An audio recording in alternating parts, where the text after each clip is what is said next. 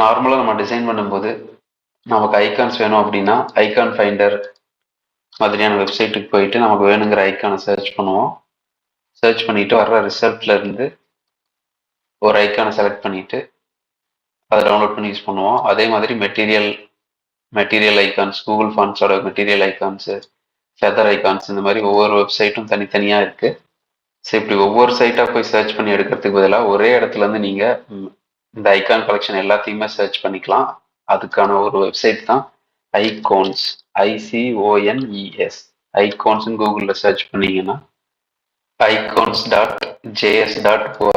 அப்படிங்கிற இந்த வெப்சைட் இருக்கும். அந்த வெப்சைட்டை ஓப்பன் பண்ணிக்கலாம்.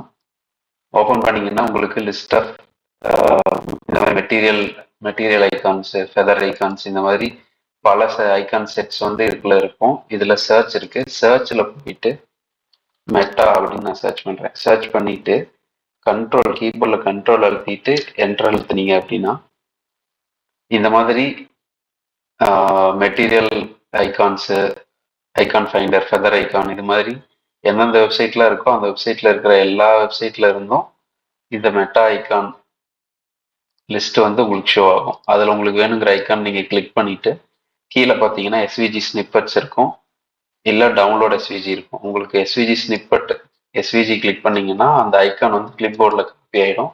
நீங்கள் டைரெக்டாக ஃபிக்மா ஃபைலுக்குள்ளே வந்து பேஸ்ட் பண்ணிக்கலாம். பேஸ்ட் பண்ணிட்டு கலர் சைஸ் ரீசைஸ் பண்ணிக்கலாம், கலர் சேஞ்ச் பண்ணிக்கலாம்.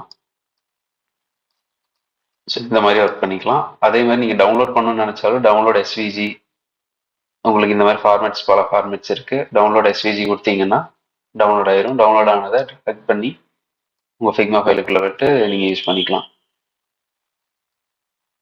ஸோ இந்த வெப்சைட் வந்து ரொம்பவே யூஸ்ஃபுல்லான வெப்சைட், icons.js.org. இந்த URL வந்து நான் டிஸ்கிரிப்ஷனில் கொடுக்குறேன். இந்த வீடியோ யூஸ்ஃபுல்லாக இருக்குன்னு நினைக்கிறேன். நன்றி, வணக்கம்.